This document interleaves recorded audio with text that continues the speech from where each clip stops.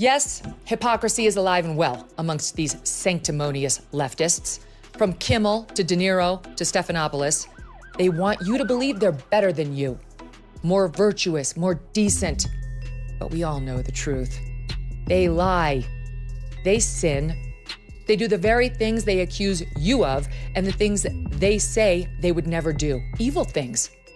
Like try to destroy people based on feigned outrage from which they spare their own side. Megyn Kelly didn't need a stage, a studio, or even a face-to-face moment to obliterate Jimmy Kimmel.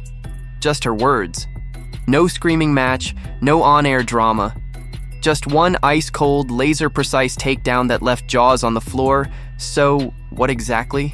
Did she say that scorched Kimmel's reputation and sent shockwaves across the internet? Buckle up. This wasn't just a celebrity clapback. This was elite-level shade that hit harder than any live confrontation. You don't want to miss this. Back in the day when I was on the primetime of Fox and you were on the primetime of CNN, a couple of hours after our shows ended, late-night comics would come on, and they occasionally would make us laugh, Piers. I mean, occasionally they understood that they were in the game of making everyone laugh. As you know, they've abandoned that game now, and they're just political operatives out there. Colbert, Kimmel, Seth Meyers, who I struggle to even mention that guy's name. He's such an absolute prick. I can't stand him. Megyn Kelly just delivered a takedown for the ages. No bright lights, no talk show theatrics, no awkward face-offs. Instead, she stepped into the digital arena and dismantled Jimmy Kimmel with precision sarcasm and ruthless finesse. It wasn't loud, but it was lethal, proof that you don't need a mic to drop a bomb. This was a masterclass in silent destruction.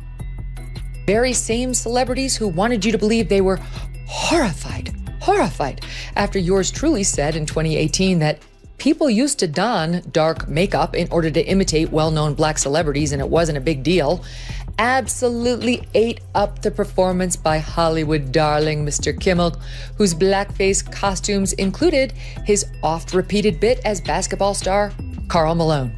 Now, Karl Malone never seen no flying saucer himself, but if he do, that's gonna be a spooky time. Picture this. Jimmy Kimmel, late night's king of cutting punchlines, the master of political jabs and fearless roasts, found himself completely speechless. No quips, no comebacks. This time, the spotlight wasn't his.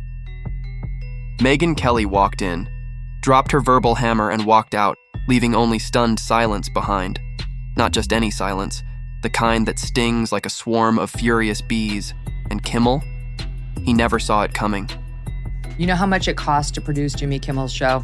I guarantee you it's tens and tens of millions. It could be as much as 100 million. I have no idea. You know how much Tucker's video cost? Nothing. You know how much Jimmy Kimmel, how many people he gets tuning in on an average night? Just last week, his average was, in the overall, meaning all viewers, 1.5 million. In the key demo, 236,000. Tucker would have been embarrassed to pull that on any night he was on the Fox News channel. Kelly pulled it off by wielding the one thing Kimmel least expected. Brutal honesty sharpened with biting wit and a dash of public accountability. While Kimmel relied on his typical late-night humor, Kelly unleashed a fact-driven roast from afar, methodically, dismantling the core of Kimmel's usual act and leaving his credibility hanging by a thread. Jimmy Kimmel was very upset that Donald Trump took a shot at Taylor Swift. Trump was making fun of the fact that she got booed openly at the Super Bowl and he got cheered to the high heavens. And Jimmy Kimmel didn't much like that and had the following to say. Trump was at the game. He got a big thrill because some of the crowd booed Taylor Swift when they put her up on the Jumbotron, which of course made Harry Conman Sr. very happy. He posted 3 times about this. After the game, he wrote, "The only one that had a tougher night than the Chiefs was Taylor Swift. She got booed out of the stadium. MAGA is very unforgiving." So why did Kelly even step into the ring? Because while Jimmy's brand of humor entertains some, it often skates dangerously close to irresponsibility. His late-night jabs tend to blur the line between clever satire and cheap shots. Megyn Kelly, ever the media watchdog, saw her moment. A chance to expose the double standards, the overblown attacks, and the lazy punchlines masquerading as political insight. Now, buckle up. We're about to dive headfirst into the masterful breakdown of how Megyn Kelly dismantled Jimmy Kimmel with razor-sharp wit, unshakable facts, and a no-contact strategy that left everyone stunned by the quiet ferocity of her takedown. This wasn't some flashy gotcha moment on live TV. This was Megyn going full stealth, a precision strike delivered in total silence. Imagine a ninja armed not with swords but with a keyboard and a spotlight. She didn't storm the stage, she tore it. You all know what they saw. They saw what we saw. They saw the frail elderly man who needed help getting off the stage. They're just too chicken to tell us about it because they accurately deduced that he could still be the Democratic nominee and they don't want to ding him up. Maybe you give Barbara a pass. Who gives a damn what this singer saw or says? But you know what? Jimmy Kimmel happens to be employed by ABC, which happens to have a rather large news organization. And he has been one of President Trump's most vocal critics. Where are you, Jimmy? On vacation? Not good enough. She didn't just challenge Kimmel, she dismantled him. Megyn Kelly methodically sifted through his collection of jokes and commentary with surgical precision, exposing not only edgy humor, but moments where comedy slipped into misinformation, exaggeration disguised as satire, and punches thrown downward instead of up. These weren't harmless zingers. They were recurring patterns, and she laid them bare. Picture her at a desk, headphones on, screen glowing as she scrubbed through clips and skimmed transcripts, analyzing every quip like a skilled surgeon. She extracted the flaws in Kimmel's, routine with unerring accuracy. This wasn't a roast. It was a clinical autopsy of a comedic legacy unraveling. The genius of Kelly's takedown was that she never raised her voice or fired direct insults. Instead, she let the evidence do the talking. Each post, each critique, was a scalpel cutting through Kimmel's carefully crafted persona. No heated exchanges, no dramatic declarations, just fact after fact falling like dominoes. When they toppled, the late-night king's throne looked far less secure. Here's the twist. While Kimmel thrived on rapid-fire punchlines and instant laughs, Kelly played the long game. Her slow-burn approach sparked an online wildfire. Her breakdowns were reposted, quoted, and praised like a masterclass in quiet savagery. She didn't just clap back, she shifted the entire conversation. The Sunday morning show with Stephanopoulos into the evening Academy Awards broadcast with Kimmel and ABC elevating, the blackface lovin' Kimmel. They, at the same time, fired Chris Harrison, host of The Bachelor, for trying to defend one contestant on, The Bachelorette for saying, gee, I know I went to this antebellum party, a couple years ago. I guess I didn't see anything wrong with it. And all he said was, are we judging her by today's standards or are we judging her by, old standards, whatever. He was basically trying to say, are we being too hard on her? Got fired. Chris Harrison has to be fired by ABC. Why did Kelly's indirect strike hit so perfectly? Because it caught Kimmel completely off guard. No warning, no dramatic stage to hide behind, and no quick comeback to soften the blow. He was left exposed. Just this past 2 weeks, they had the Kennedy Center honors the other night where Joe Biden couldn't say Dionne Warwick. He kept calling her Diane, and he didn't know who Barry Gibb was. He kept calling him Billy. You know who else was honored? At the Kennedy Center. You know who else? Billy Crystal. Just FYI, do you know who once opened up the Academy Awards in full blackface? Oh, Billy yeah. Crystal. Oh. Billy Crystal. And do you know who's going to be hosting the Academy Awards this year? Jimmy Kimmel. The brilliance of Kelly's strategy lies in its stealth. It didn't shout. It slipped quietly into public discourse, bypassing the usual noise and embedding itself deeply in conversations where loud, flashy attacks would have been dismissed. By staying out of the spotlight, she avoided the chaos of public spats, the interruptions, the defensive spins, the tit-for-tat theatrics.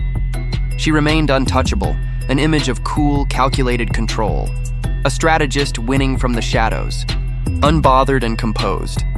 Then there's the genius of patience. While late-night comedians rely on quick hits, instant laughs, and viral clips that fade by morning, Kelly played the long game. Her critiques didn't fizzle, they simmered. They kept circulating, sparking dialogue and gaining traction over time. Instead of a fleeting 24-hour trend, she ignited a sustained wave of reflection that refused to fade. In the end, Megyn Kelly didn't just dismantle Kimmel, she redefined the battleground. What could have devolved into a messy, headline-chasing Clash became a precise, controlled operation. No cameras, no applause, no confrontation, just cold facts, sharp wit, and a strategy that leaves a lasting impact.